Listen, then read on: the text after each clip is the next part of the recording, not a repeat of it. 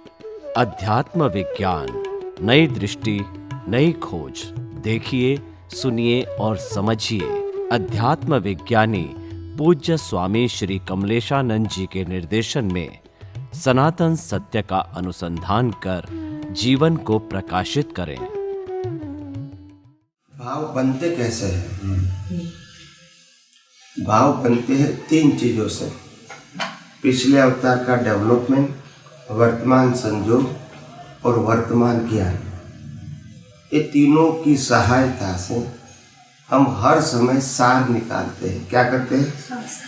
और सार निकाल के हमारा इंटेंशन बनता है। क्या बनता है? और इंटेंशन की प्रोसेस होती है 4 मन बुद्धि चित्त अहंकार में। ये प्रोसेस होके फिर स्पीच और एक्शन का बीज होता है। और ये प्रोसेस और स्पीच एंड एक्शन का बीज ये नेक्स्ट बर्थ में रिजल्ट में आता है। प्रोसेस अंदर होती है, स्पीच एक्शन वो अंतस्करण, ये बाह्यकरण। अंतस्करण है वो आपकी कैपिटल लेके आए हैं और बाह्यकरण है वो कुदरती रचना है, क्योंकि वो बीज है ना। अंतस्करण बीज नहीं है, वो आपकी प्रोसेस है। वो सिर्फ 4 थी, यहाँ डिस्चार्ज हुई। मगर स्पीच एंड एक्शन वो आपका क्रिएशन है। इनका रिजल्ट कौन देता है? स्पीच और एक्शन का संजोग कौन देगा? देगा। तो ये सब बातें पूरी समझनी पड़ेगी। ये गोल गोल नहीं है। मगर तुम कहोगे स्पीच और एक्शन में से वापस नए भाव बन कर फिर स्पीच और एक्शन से नहीं, स्पीच और एक्शन वो डिस्चार्ज है। वो जो डिस्चार्ज के टाइम जो नए अभी वापस भाव जो खड़ा हुआ, अभिप्राय हुआ, कुछ नया मन बन गया, वो अंदर अंतस्करण बन वो वापस वो अंतस्करण, फिर वो वापस यही तो प्रोसेस चलती है generally. Cause and effect, cause and effect. यानी चेतन की हाजिरी में भाव डालना है। चेतन नहीं तो भाव कर ही नहीं सकते हैं। चेतन नहीं तो चार्ज भी नहीं है, डिस्चार्ज भी नहीं है। मुर्दा को आप 6 महीने रखोगे तो वो डिस्चार्ज नहीं है। भाव हम करते हैं कि भाव होते हैं? भाव करते हैं और होते भी हैं। अज्ञानी को भाव हो जाते हैं, मगर जिम्मेदार वो है, इसीलिए करते हैं। अगर हो गए तो मेरी क्या जिम्मेदारी है? मगर ऐसा नहीं है। आप समझे ना? आप नहीं जानते मतलब ये नहीं है कि आप जिम्मेदार नहीं है। आपने राग किया है, वहाँ आपका अटेंशन था, चाहे राग से चाहे द्वेष से, और इसीलिए भाव हो गया। भले आपको मालूम नहीं कि मैंने भाव कर दिया है, वो ज्ञान नहीं है, मगर भाव तो हो गया है ना। तो आपको बुद्धत फल देगा। आप प्रोसेस जानते हैं या नहीं जानते हैं? प्रोसेस जो हो गई इसका फल तो आपको मिलेगा। प्रोसेस में आप इन्वॉल्व हो, इंटरनल प्रोसेस में आप इन्वॉल्व हो, और बाह्य प्रोसेस में कुदरत इन्वॉल्व है। इसके लिए जिम्मेदार नहीं हो। आंतरिक प्रोसेस में जिम्मेदार हो। भले आप कहें कि मेरे को नहीं मालूम कैसे होता है कर्म। भाव को कब तक एलिमिनेट कर सकते? मतलब कोई गलत भाव आया, अपन को एहसास हुआ, तो कब तक एलिमिनेट कर सकते? इसको करेक्शन करने का ऐसा भाव नहीं होना चाहिए। That's it. डीप में जाने की जरूरत नहीं है। अगर कोई भाव में सिग्नेचर नहीं रहेगी तो कैरी फॉरवर्ड नहीं होगा। हर भाव के पीछे आपकी साइन चाहिए। विदाउट साइन सफरिंग नहीं आएगा। बस तो आप इसको मोड़ सकते हैं साइन नहीं करके। ऐसा भाव मेरा नहीं होना चाहिए, क्योंकि ये भाव मोक्ष मार्ग के लिए लायक और सहायक नहीं। That's it। इतना ही काफी है। स्वामी जी, ये जो भाव करते हैं, यानी ये जो चेतन है उसका रिफ्लेक्शन कुदरत में छोड़ता है। चेतन का रिफ्लेक्शन नहीं होता। नहीं, मैं जो भाव करता हूँ, प्रार्थना तो मैं अंतरात्मा को ही करता हूँ मैं, सबका कल्याण हो, सबका मंगल हो। लेकिन आगे यानी अंतर्यामी परमात्मा, यानी मैं ऐसे करके इनको ही बोलता हूँ मैं, तो उसका यानी ये चेतन आत्मा अंदर उसका वो तो कुदरत के हिसाब से निष्क्रिय है, यानी व्यवहारिक सत्य के हिसाब से वो निष्क्रिय है। तो उसका जो मैं उनको करता हूँ तो उसका रिफ्लेक्शन कुदरत में पड़ता है, और कुदरत ही सब ये करती है। क्या सब मतलब? सब यानी जो भी मैं भाव किया, अच्छा बुरा या जो भी कुछ, इसका रिजल्ट? हाँ भाव किया वो या रिजल्ट? जो मैं भाव किया, हाँ, वो आपने किया? रिजल्ट मैं भाव किया। हाँ, फिर उसके रिजल्ट की बात करते हैं। हाँ। आप मैं वही कहता हूँ ने। हाँ, फिर तो नहीं तो वो यानी ये भी भगवान है, वो भी भगवान है, वो रियल, ये रिलेटिव और ये रियल। कौन रिलेटिव? कौन? भगवान। भ यानी भूमि, ग यानी गगन, वो यानी वायु, वा आ, अग्नि, नीर, जल। वो तो पंच महाभूत हो। पंच महाभूत यानी वही हमें ये देगी ना। वो भगवान नहीं, वो पावर है, रिलेटिव पावर, हाँ, तो कुदरत का वहाँ पावर। से ही हमको जो कुछ यानी भाव किया, इनके रिफ्लेक्शन से वही हमको देंगी ना, रिस्पॉन्स करेंगी ना। भगवान नहीं देते हैं, इसको कुदरत कहते हैं। हाँ, कुदरत, लोगों को नाम समझ में नहीं आया इसीलिए भगवान कहा। भगवान दो प्रकार के नहीं होते, ये कुदरत जड़ है और भगवान चेतन है। कुदरत चेतन नहीं है, जड़ है, और भगवान चेतन है। और चेतन नहीं है, जड़ है, इसलिए ऑटो मोड से काम करती है। कैसे करती है? Auto mode. जैसे दिन होना, रात होना, भरती ओट होना, ये सूर्य, चांद, तारा, ग्रह, नक्षत्र, एकम वेद, ये सब ऑटो मोड है। इसमें कोई किसी को मैनेज नहीं करना है, मैकेनिज्म है। और कॉज एंड इफेक्ट है, वो भी ऑटो मोड है। कॉज की इफेक्ट आती है ना, जो कुदरत रिजल्ट देती है, वो भी ऑटो मोड है। क्योंकि आपके पास कॉज करने का पावर है, इफेक्ट वो देगी। तो व्यक्ति जो होती है, वो व्यक्ति को व्यष्टि कहते हैं और कुदरत को समष्टि कहते हैं। क्या कहते हैं? तो व्यष्टि का जितना भी भाव है वो समष्टि नाम के सुपर कंप्यूटर में जाता है और इसका रिजल्ट बाद में आता है। ये समझाने के लिए ऐसा कोई टाइटल की जरूरत नहीं, मगर एक्सप्लेन करने के लिए कुछ तो बताना पड़ेगा ना, इसीलिए ऐसा सुपर पावर कंप्यूटर। मगर वो जड़ है, कंप्यूटर का मतलब जड़, इसमें आत्मा नहीं है, बस ये छोड़ के सब जड़, बस। तो भाव करने वाला भी जड़ मगर मिश्र चेतन। जड़ की हाजिरी में और चेतन की हाजिरी में मिश्र चेतन ने भाव किया, वो भाव गया सुपर पावर कंप्यूटर में, और कंप्यूटर ने नेक्स्ट बर्थ में उसको रिजल्ट दिया। वो भी रिजल्ट दिया, वो भी जड़ मगर चेतन की हाजिरी। इसमें अगर मिश्र चेतन ने रोल किया फिर नया चार्ज होगा, नहीं किया तो डिस्चार्ज ना। आप समझे? ये मैकेनिज्म है। क्या है? मैकेनिज्म। और मैकेनिज्म चलता ही रहेगा। हम तो अपनी बुद्धि सोचेंगे कैसे होगा कैसे होगा, ऐसा नहीं होगा। वो बुद्धि से सोचेंगे तो नहीं समझ में आएगा। आप समझे ना? क्योंकि प्रिंसिपल एक है, अवस्थाएं अलग अलग हैं।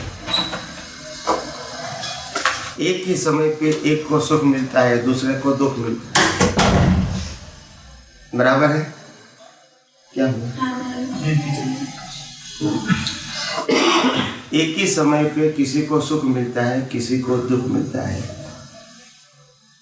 और एक ही जगह पे किसी को सुख मिलता है, किसी को दुख मिलता है। यहाँ जगह एक है, यहाँ टाइम एक है।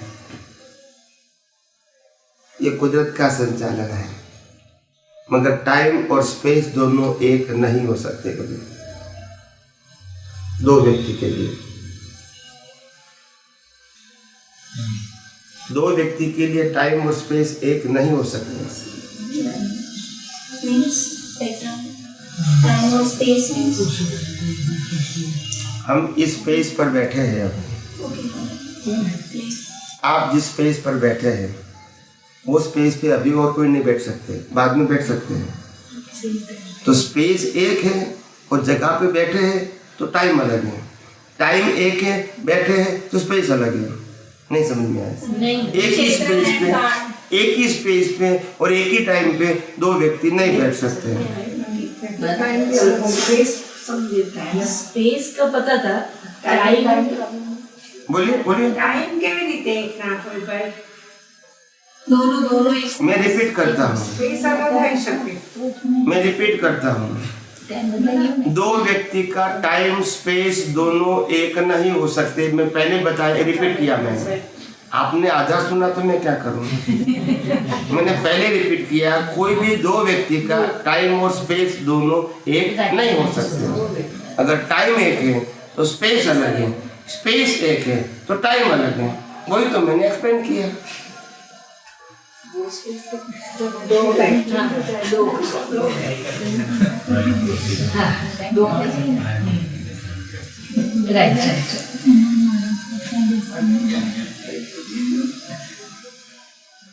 तो कहने का मतलब ये है कि इसीलिए ये दुनिया की हर बातें जो होती है फंक्शनल, बिकॉज ऑफ सबका स्पेस एंड टाइम क्या है, अलग अलग अलग अलग है। और इसीलिए सबका आइडेंटिफिकेशन करना कुदरत के लिए इजी है। और तभी तो वो इफेक्ट देने के लिए भी इजी हो जाता है। काउंटिंग, अगर ये दुनिया के व्यक्ति को काउंटिंग करना है एट ए टाइम, ये 1 मिलियन 10 मिलियन पीपल का, तो काउंटिंग कर सकते, क्योंकि सबकी स्पेस अलग है एट ए टाइम। यस और नो? टाइम एक है, स्पेस सबकी, तो काउंट कर सकते हैं ना स्पेस के मुताबिक। मैंने अपने स्केल लगा दिया कंप्यूटर सॉफ्टवेयर में कि स्पेस काउंट है, सबका स्पेस अलग अलग होगा, तो सब क्या करते हैं बताओ, बताइए कि नहीं कंप्यूटर। मैं प्रोग्राम की बात करता हूँ। अभी टाइम का डालूंगा तो टाइम का बताइएगा। तो ये तो आपको समझाने के लिए बोल रहा हूँ। तो इसीलिए ये सब बातें तो छोटी बात है, ऐसा सुपर पावर कंप्यूटर तो बहुत बड़ा है। ये तो आपको दिमाग में समझाने के लिए बोल रहा हूँ। बहुत ये तो एग्जैक्ट है।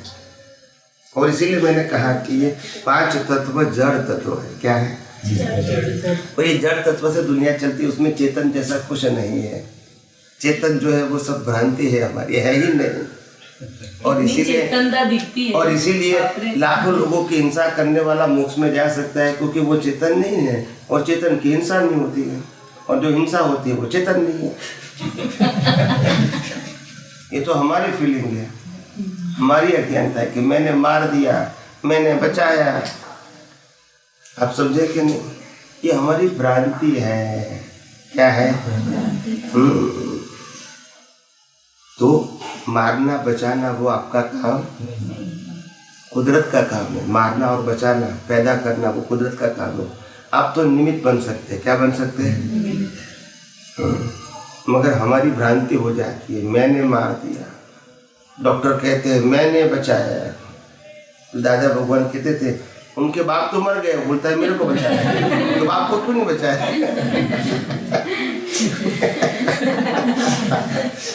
कहने का मतलब व्यवहार सत्य है, सनातन सत्य नहीं है। निमित्त बन सकते हैं। क्या बन सकते हैं? इस तत्वों की डिटेलिंग में जाना जरूरी है। 2 तत्व ही जान लिया, चेतन बाकी सब जड़, तो उसके वो जड़ के सब डिटेलिंग में पूरा जाना जरूरी है। बाकी के 4 तत्वों के आधार से तो अवस्था एक्टिव लगती है, तो एक्टिव कैसे लगेगा? ये एक बार अंदर समझ में आ ही गया कि इसके बिना सब जड़ ही है, तो फिर ये टाइम स्पेस इसका यानी सब पूरा इतना डिटेलिंग करना जरूरी है। नहीं, डिटेलिंग का सवाल नहीं है। तभी तो आपको मालूम होगा कि ये लाइफ जो चल रही है और लाइफ के साथ साधन और व्यक्तियों का हिसाब चल रहा है, उसमें कोई जगह चेतन नहीं है। सिर्फ ये अवस्था है, टाइम स्पेस, आप समझे ना, गति सहायक और स्थिति सहायक, और कुछ नहीं। बाकी ये जड़ तत्व का हिसाब ही है। वही एक बार समझ लिया कि ये सब जो है, मगर वो दिखता नहीं है ना हमको। वो दिखेगा तो फिर पुरुषार्थ की जरूरत नहीं है। अगर हमको लगता है कि 2 व्यक्तियों को मिलना वो जड़ को मिलना है, तो फिर सवाल ही नहीं है ना।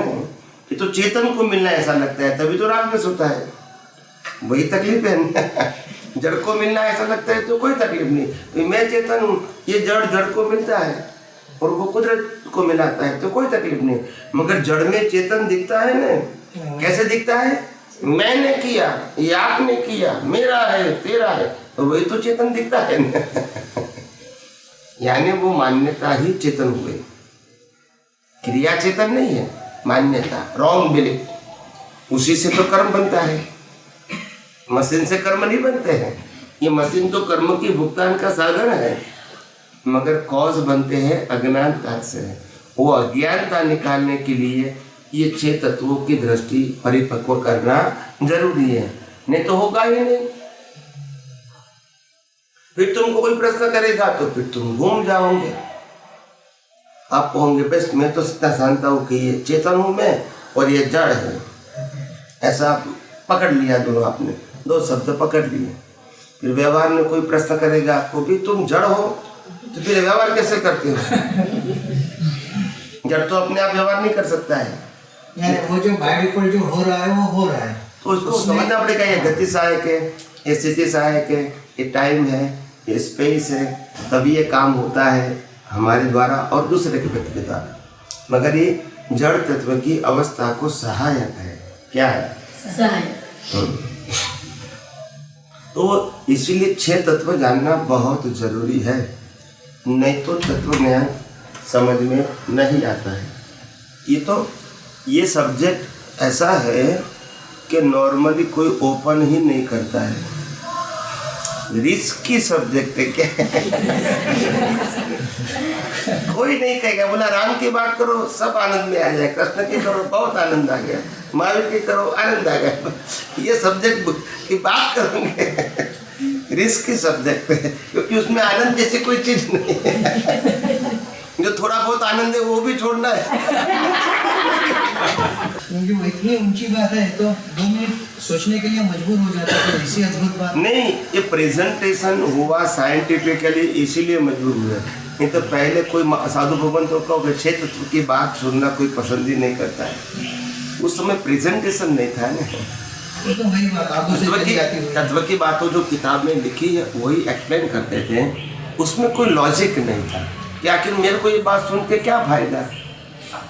तो मैंने वही तत्व ज्ञान को आपके पुरुषार्थ के साथ जोड़ दिया, तो बाद में आपको समझ में आया कि ये समझना हमारे लिए जरूरी है।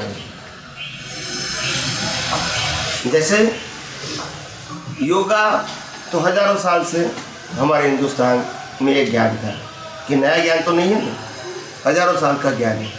मगर जो रामदेव बाबा ने क्या किया, योगा को लोक भोग्य किया कि हम सबको योगा करना चाहिए, हमारे स्वास्थ्य के लिए, हमारे स्वदेशी के लिए, आप समझे ना। और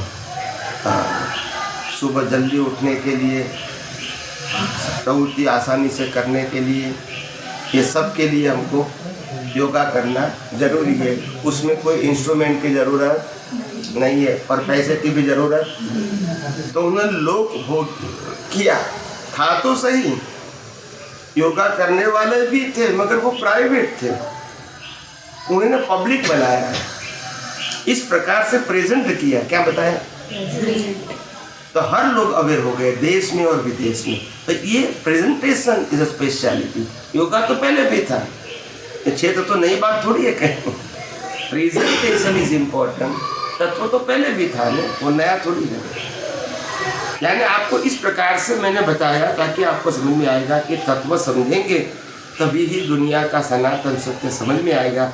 अगर वो समझ में आएगा तो संभाव में रहना आसान है, और संभाव में रह सकेंगे तो हम अपने आप स्वस्थ रह सकेंगे। ये पजल इसका हमको नहीं लगेगा। ये सब कॉन्सेप्ट आपको बताया है, तब मालूम हुआ कि 6 तत्वों को जानना जरूरी है। नहीं तो बोला कौन जानेगा, छोड़ दो। अभी आपने बताया 6 तत्वों को पुरुषार्थ के साथ जोड़कर, तो वो एग्जैक्टली कैसे वर्क होता है?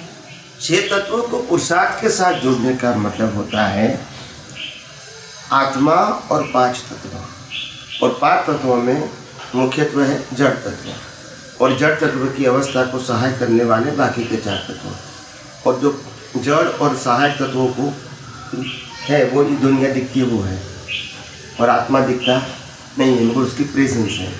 तो ये जो 5 तत्वों से चलती हुई दुनिया जो दिखती है वो कुदरती रचना है। तो कुदरती रचना है तो इसमें who is responsible and who is owner? तो मैं ओनर भी नहीं हूँ, रिस्पॉन्सिबल भी नहीं हूँ, डोअर भी नहीं हूँ, तो राजवेश की क्या ज़रूरत है? मैंने किया, आपने किया, मेरा है, तेरा है, सब्जेक्ट भी कहाँ है? तो ये अपने विजन में से रिमूव करने के लिए, डिसॉल्व करने के लिए ये साइंस समझना और इसका प्रैक्टिकल लाइफ में उपयोग करना आवश्यक होगा।